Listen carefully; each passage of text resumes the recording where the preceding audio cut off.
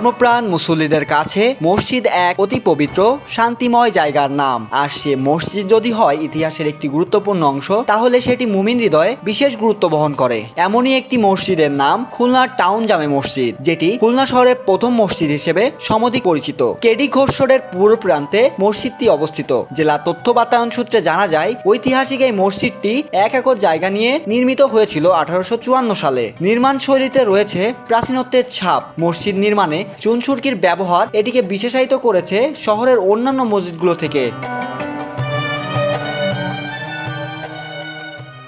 Khulna town জামে মসজিদ খুলনা শহরের পুরাতন এবং প্রথম মসজিদ। এই মসজিদ দীর্ঘকাল সময় বিভিন্নভাবে সংস্কার করা হয়েছে। খুলনা শহরের একজন বড় ব্যবসায়ী নূর আলী, উনি এই মসজিদ 80-র দশকে সংস্কার করেন।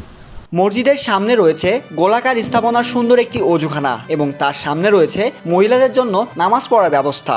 আবহাওয়া প্রতিকূলতা থাকলেও এই মসজিদে শহরের প্রধান ঈদের জামাত অনুষ্ঠিত হয়। প্রতি শুক্রবার দূর দূরান্ত থেকে মানুষ নামাজ আদায় করতে আসেন এখানে। 1000-এরও বেশি মানুষ একসাথে নামাজ আদায় করতে পারেন।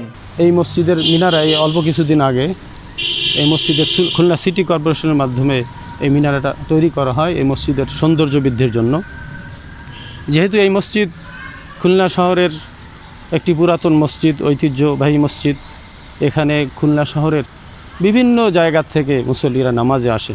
মসজিদটি সংস্কারের সময় একটি দৃষ্টিনন্দন মিনার তৈরি করা হয়, যেটি মসজিদের সৌন্দর্য বাড়িয়ে দিয়েছে অনেক গুণ। গাছগাছালিতে ভরা মসজিদটি শান্তির প্রতীক হিসেবে দাঁড়িয়েছে।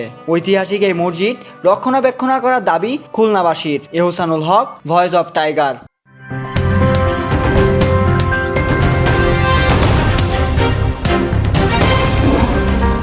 Voice of Tiger.